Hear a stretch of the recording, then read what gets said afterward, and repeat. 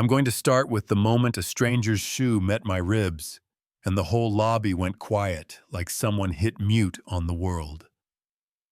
If you've ever wondered whether a single act can crack an empire, listen close. And tell me this right now. If it were you 6 months pregnant on a marble floor, what would you have done? It was a morning shift at the Pinnacle Tower Hotel in Manhattan, the kind of place where money doesn't whisper, it hums. The chandelier overhead could pay off a neighborhood. The Carrara marble floor shone so bright, it threw my face back at me while I scrubbed slow circles, a breath for me, a breath for the baby rolling inside. The lobby smelled like lilies and lemon cleaner guests gliding by with phones up and chins tipped, the air buzzing with that fancy hush you get when people believe nothing bad touches them. I heard them before I saw them. That laugh rich kids have when they think the room belongs to them. Then the voice, lazy and sharp. "Get out of my way, you disgusting woman! You're going to ruin my $3,000 suit!" I looked up, brown eyes to his, and he was already moving a careless kick like he was nudging a trash can. It took my hip and spun me sideways. Towels flew.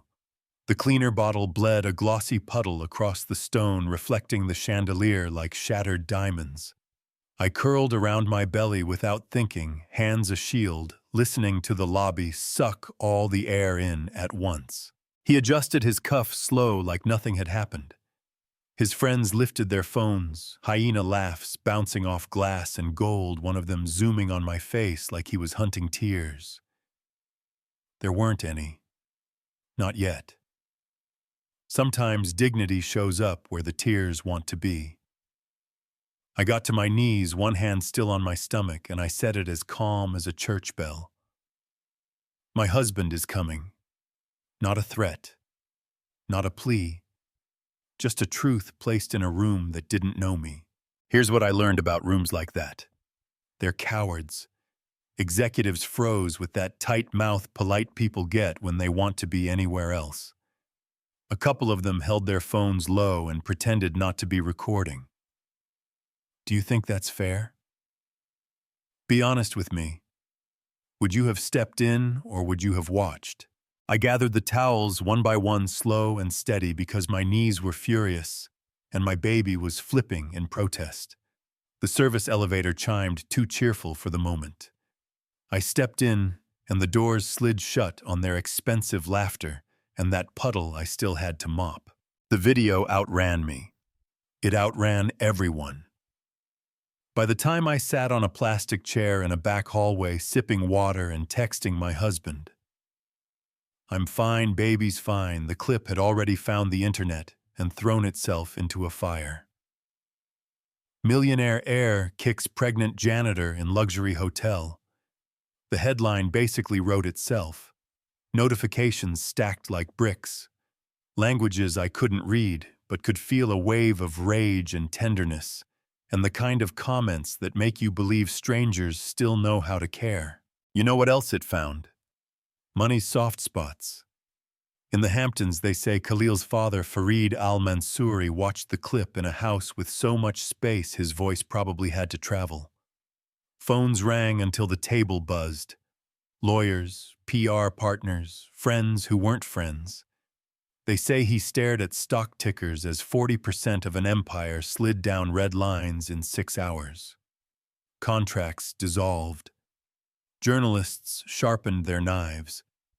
People who had shaken his hand suddenly discovered they were busy. Meanwhile, the boy himself woke up closer to noon than morning. Khalil, 24, heir to oil money and drama. He rolled in a bed bigger than my first apartment, thumb flicking through 1,000 notifications that didn't feel real yet. Yeah, that happened. The hotel pulled me into a small office that smelled like printer ink and a plant trying hard not to die. "We're so sorry," they said. "We're taking this very seriously," they said. I listened, and the baby rolled, like she was reminding me I wasn't alone. I told them I wasn't pressing criminal charges yet. That always surprises people.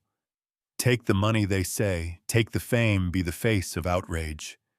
But sometimes the goal isn't to win the headline. Sometimes the goal is to change a life. Maybe two.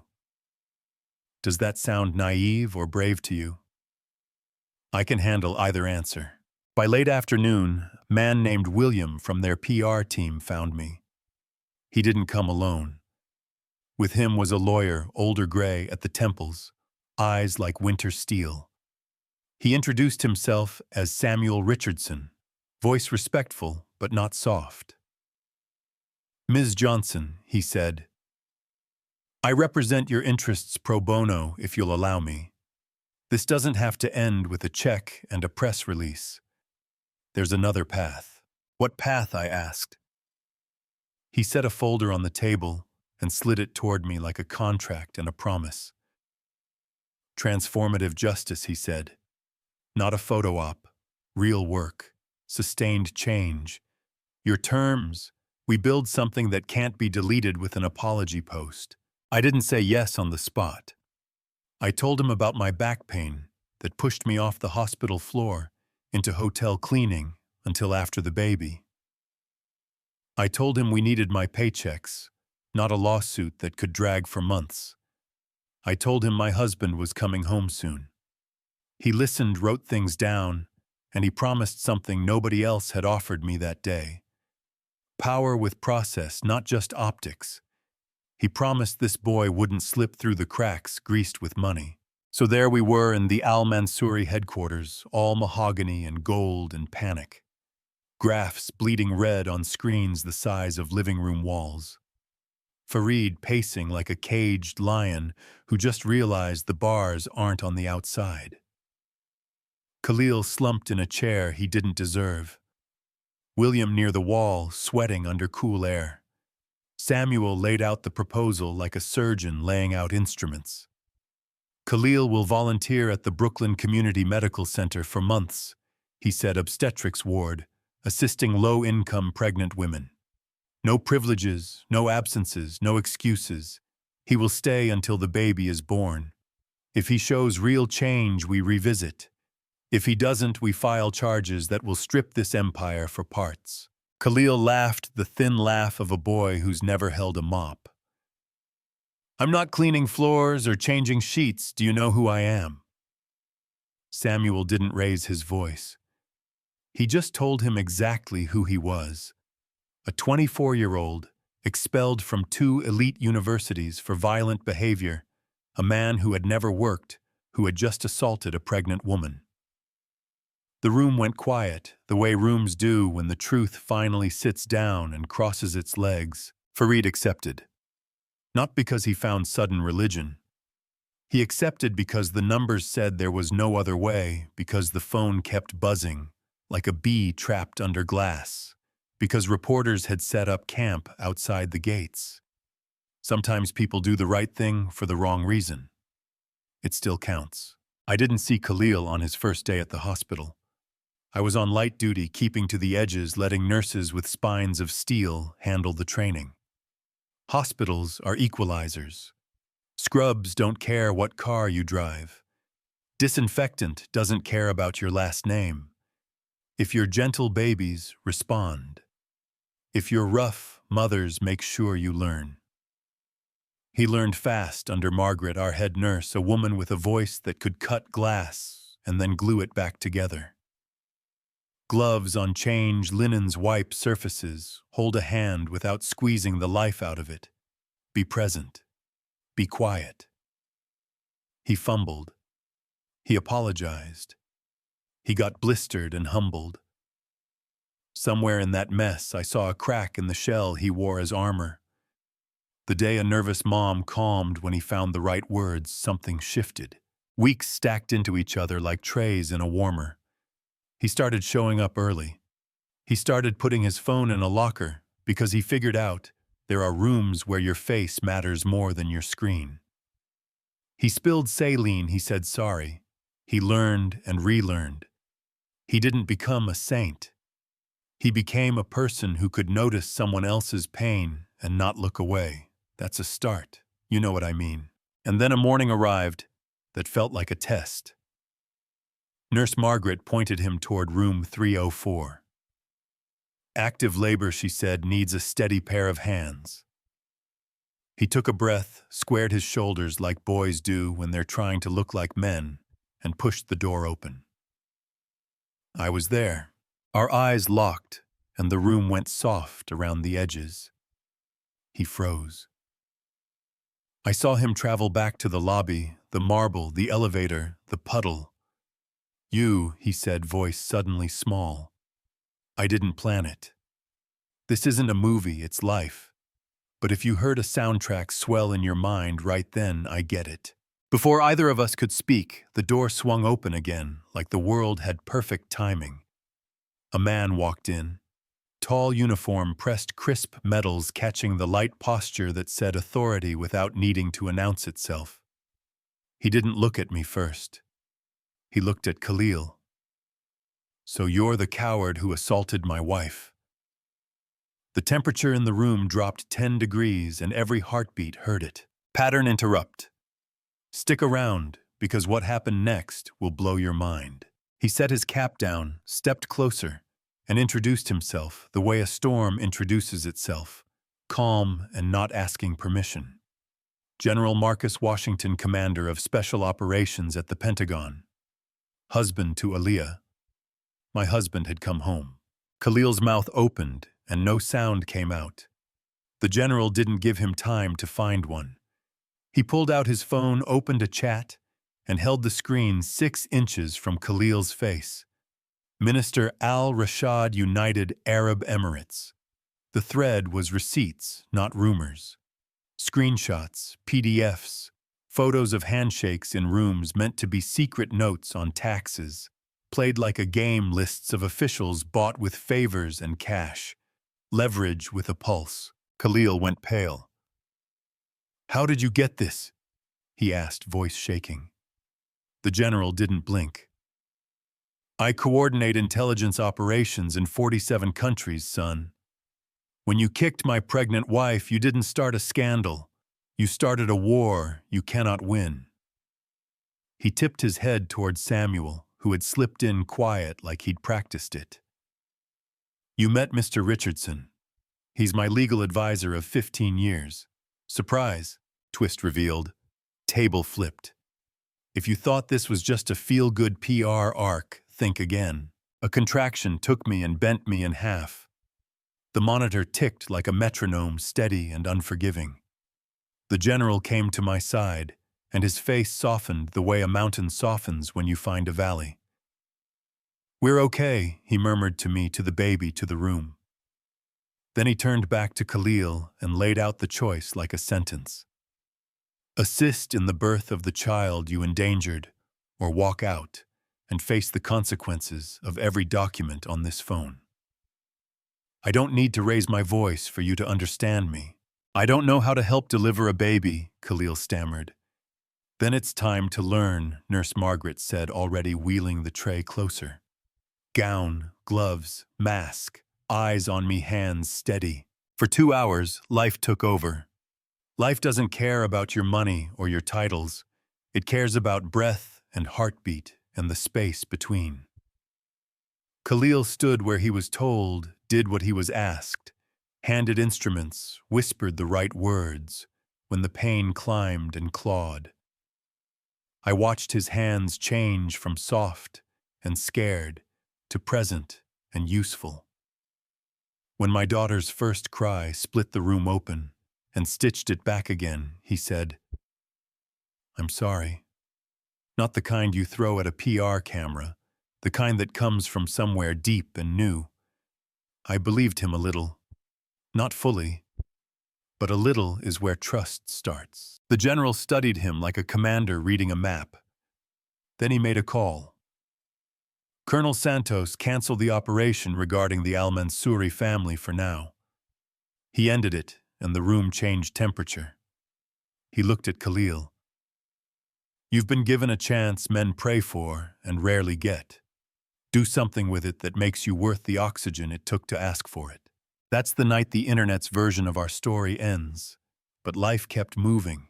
Weeks rolled into months, and the hospital learned who Khalil was when he wasn't holding a camera or a drink. He kept showing up. He became a CNA, the kind of worker who knows the difference between a gentle touch and a clumsy one, the difference between silence and neglect. He studied in break rooms, highlighter stains on his fingers, coffee gone cold. He asked questions like someone who expects to be told to stop, and when no one told him to, he went further. 2 years later, he parked a used Honda with a dented door in the hospital lot, where a Ferrari used to make people stare. His bag carried textbooks instead of black cards. He brought small gifts he bought with overtime pay. A plush giraffe coloring books, a soft blanket that squeaked happy. My daughter Sophia sprinted and launched herself into his arms, yelling, "Uncle Khalil," like sunshine with legs. He caught her, slung her on his hip like he'd been born to. I went back to nursing, stronger in my body and sharper in my patience. The general built a program for kids like Khalil. Not people who had nothing, but people who had too much and didn't know how to be human. You can roll your eyes at that if you want. I did at first, but I watched boys turn into men because someone forced them to serve, to listen, to be useful without asking for applause. Community isn't a word on a website. It's what your hands do every day. Khalil didn't just switch uniforms. He changed his inheritance. Fareed tried to pave his future with money. Endow this fund that makes school a private runway. Khalil said no. He changed his last name, added ours, to honor the family that held him to a standard when his first family failed him. Al-Mansouri, Washington. 2 worlds stitched with a thread nobody owned before. And Fareed, he lost most of what he believed made him a man. Investigations cut deep. Partners cut ties. Family members saw the inside of cells for crimes they thought were suggestions. He moved into a house that would look normal to you and small to him. He started visiting orphanages and nursing homes. He started asking questions he never had time for when money kept him busy. Is this all my life is? Can I be powerful without buying rooms full of people pretending to like me? At Sophia's 2nd birthday, the general manned the grill in our backyard under a clamp light and a sky that wouldn't make up its mind. Kids streaked by like comets' squeals cutting through the noise. Fareed stood by the fence and watched Khalil steady the tricycle while Sophia learned how to pedal and trust. The man who built an empire looked like someone who had just seen a cathedral. I used to think power was buying anything I wanted, he said to my husband. Now I think power is building something you can't buy. The general nodded. Sometimes the most painful lessons are the only ones that stick. If you've stayed with me this far, thank you for lending me your ears and your heart. If you're still not sure Khalil deserved forgiveness, I'm not here to argue you into softness. I will ask this. Do you want to live in a world where a person's worst act is the last thing we let them be? Or a world where justice demands they build something better with their own hands until we can trust them near our children? Do you think that's fair? Here's where it gets messy. Mercy isn't forgetting. Mercy is remembering and then setting conditions. Mercy is saying your apology is not a period, it's a shovel. Start digging. The general didn't spare their family out of kindness. He redirected the fire. The public didn't move on because we got bored. We moved on because the story stopped being a spectacle and turned into work, and work is quieter than outrage. Sometimes I still see that lobby when I close my eyes. The towels, the puddle, the chandelier, the way my baby pressed a foot against my palm like a wave against sand. I see the eyes that watched and did nothing, and I hope some of those people learned how to step forward. If it were you, phone in your hand, a pregnant woman on the floor, would you put the phone down and help? Would you become the kind of person who doesn't need someone rich to fall for you to stand tall? Now the part that will poke at people. Money didn't destroy that family. Consequences did. First the absence of them, then the flood. We live in a place where some folks are punished for being poor, and others are rewarded for being reckless. That isn't justice, that's a slot machine. Maybe what we did, using power to force humility and service and proof, maybe that's a road we need more people to walk. Or maybe it's a slippery slope you're afraid of. Good. Say so. Let's have that argument out loud with our names on it. Because this isn't just a story about one kick and one birth. It's a story about what we owe each other in public spaces, about whether transformation is possible and what it costs. It cost me pain and fear and a bruise that overstayed its welcome. It cost Khalil the illusion that money equals love. It cost Fareed the comfort of applause for checks instead of character. It cost the general nights where restraint was heavier than rage. We all paid. And in return, I get to watch a man my daughter calls uncle with honest joy, a man who now counts lives touched instead of cars in a garage. Not a bad trade. So tell me, if it were you in that lobby, what would you have done? Film or help? Is transformative justice a loophole for the rich or a lifeline for the rest of us? Where's your line and who drew it for you? Drop your thoughts in the comments. The messy ones, the brave ones, the stories you're proud of, and the ones you still carry. Share this with someone who swears people never change, and with someone who needs to believe they can. Stick around because the next story might challenge you even harder. Hit subscribe, tell me where you're watching from, and if this hits somewhere tender, pass it forward so the conversation travels farther than that kick ever did.